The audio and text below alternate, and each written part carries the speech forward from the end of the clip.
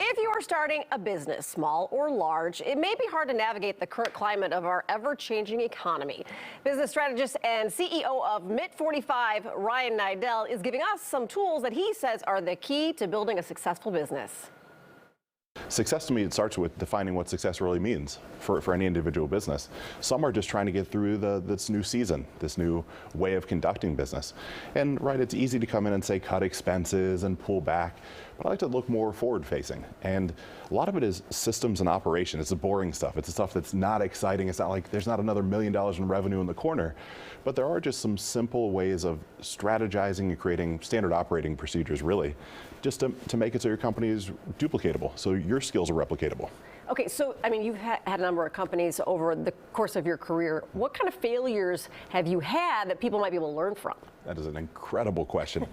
So, really big failure about 8 years ago. I thought I had the Midas touch, thought I knew everything there was to know, and started a high-risk merchant processing company, so processing credit card payments. Okay. And didn't pay attention to the finances, didn't pay attention to underlying currents, didn't pay attention to anything other than just sales, right? So no SOPs, no anything.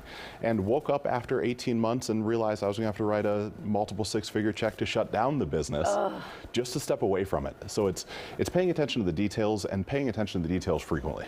I would imagine too, something like that, or even small failures along the road, probably help you learn more than your successes. Many, many, many times over. Yeah. I mean, I had great success in my mid to late 20s, really that big speed bump early 30s, and then the second half of my 30s has been just this really exponential growth from owning the failure, right? Because the failure was just a stepping stone, a learning block. Do you have tips for people who are just now starting out, or maybe just have started out within the last year trying to grow their own business? Absolutely. So the biggest tip that I would have is ensure there's a product market fit. Quite often I see entrepreneurs, they get really excited, they talk to their friends and family, they might even go spend their life savings to design a product, but they haven't seen if anybody cares yet. Yeah. Now they're saying, gosh, I've got all these products, or I've got this great service, but I don't know who to sell it to.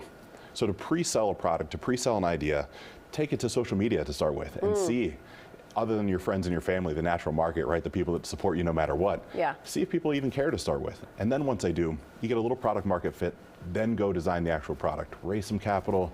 Don't use your own money. That's one of the biggest fallacies in business.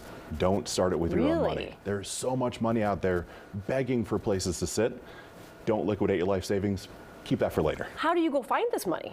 So almost every major city, especially here in Chicago, has an incubator system where you can literally go to Chicago Incubator, just type it into Google, and you'll see, last time I looked, there were 5 or 6 really quality incubators where venture capitalists hang out there just waiting for the next big idea to invest in. And that venture capitalist world, a 20% success rate, they're heroes in their industry. So they're expecting 80% to not necessarily take off. It's an incredible way to leverage someone else's money to grow your net worth. Wow, that's amazing. Well, what about also marketplaces like Etsy? Are those good places? Because sometimes I see people go there, but then they stay there. Yes. Okay. I think they're an incredible marketplace. I mean, anywhere you have traffic that's aggregated for you, certainly helps. I think what it really comes down to then is how much do you want to grow the business? And there's some business owners that are okay with the Etsy style business. Yeah. I don't want to celebrate them and honor them and give them that big high five. But if they've made money on Etsy, you could make much, much more going into a global marketplace, figuring out how to drive traffic on one of the social media platforms and designing your own website and really growing a database of customers that are loyal, that want to come back for more. And that's going to require you to slightly move off of a platform that is a great place to get your training wheels. Yeah, but for a lot of people, I'm sure it's nerves, and that's kind of where you come in and help them navigate the world. It is, right? To me, so much of it is just having somebody that's been there before. I don't claim to know everything, I just know a couple things, and sharing my lessons so you don't have to learn the painful ones, like going broke 8 years ago. Yeah. Right? There's no need to do that when so many other people have done it before you. And so it's just really simple to sit down and have conversations like we're having now, or potentially deeper relationships, whatever fits. To learn more about Ryan Niddel and how he helps companies, head on to his website, ryanniddel.com.